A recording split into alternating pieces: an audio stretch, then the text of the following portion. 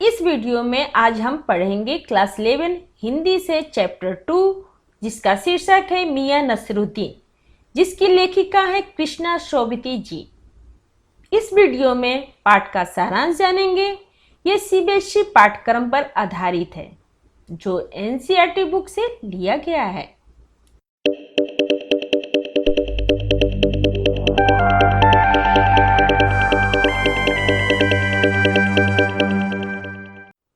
इस पाठ का सार है मियां नसरुद्दीन, जिसकी लेखिका कृष्णा शोभिती है।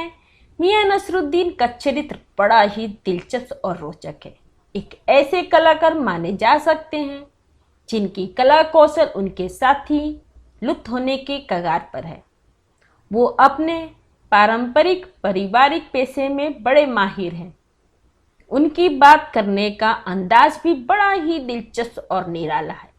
यदि उनसे कोई कुछ सवाल पूछता है तो बदले में वो ही सवाल पूछने लगते हैं और किसी भी सवाल का जवाब बड़ा ही घुमा फिरा कर देते हैं। वो अपने क्षेत्र में खुद को सर्वश्रेष्ठ मानते हैं। वे खुद को दार्शनिक भी समझते हैं और खुद को सुकरात से कम नहीं समझते हैं। बहुत बोलते भी हैं, पर वे काम से बड़े मेहनती हैं और उनकी मेहनत कशी अनुसरण करने योग्य है। उनकी आंखों में चालाकी भी है, भोलापन भी है। उनके माथे पर यह हुनरमंद कारीगर की तरह के तेवर दिखाई देते हैं। वक्त की मार के साथ वे स्वयं को बड़ा खानदानी व्यक्ति समझते हैं और उसके लिए तरह तरह के उदाहरण भी देते हैं। बच्चों, मियां नसरुद्दीन शब्द चित्र हम हसमत नामक संग्रह से लिया गया है। इसमें खानदानी नानबाई मियां नसरुद्दीन के व्यक्तित्व, रुचियों और स्वभाव का शब्द चित्र खींचा गया है। मियां नसरुद्दीन अपने मसीहाई अंदाज से रोटी पकाने की कला और उसमें अपने खानदानी महारत बताते हैं। वे ऐसे इंसान भी प्रतिनिधित्व करते हैं, वे ऐसे इंसान का प्रतिनिधित्व करते हैं जो अपने पेशे को कला का दर्जा देते हैं और करके सीखने को असली हुनर मानते हैं। इस पाठ में लेखिका बताती हैं कि एक दिन वो मटिया महल के गदवैया मोहल्ले की तरफ निकली तो एक अंधेरी वो मामूली सी दुकान पर आटे का ढेर सनते देखकर उसे कुछ जानने का मन हुआ। पूछताछ करने पर पता चला कि यह खानदानी नानबाई मियां नसरुद्दीन की दुकान है। यह 56 किस्म की रोटियां बनाने के लिए मशहूर है। मियां चरपाई पर बैठे बीड़ी पी रहे थे। उनके चेहरे पर अनुभव और आंखों में चुस्ती, वो माथे पर कारीगर के तेवर थे।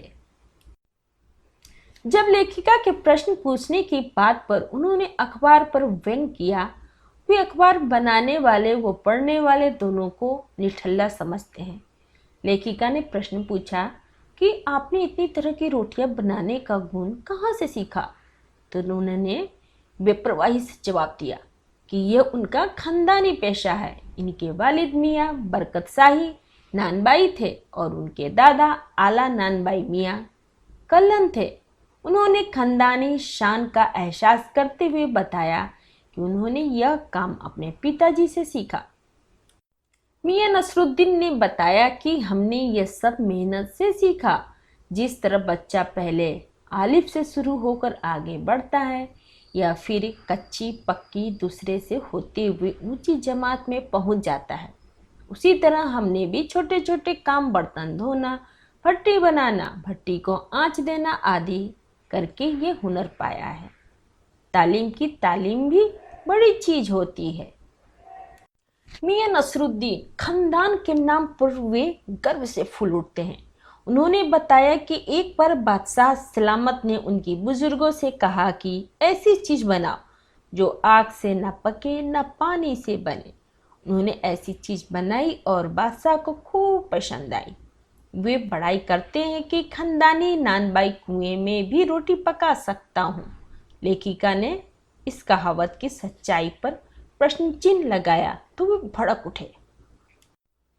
लेखिका जानना चाहती थी कि उनके बुजुर्ग किस बादशाह के यहाँ काम करते थे। अब उनका स्वर बदल गया। वे बादशाह का नाम स्वयं भी नहीं जानते थे। वे इधर उधर की बात करने लगे। अंत में खींचकर बोले कि आपको कौन सा उस बादशाह के नाम चिट्ठी पत्री भेजनी है।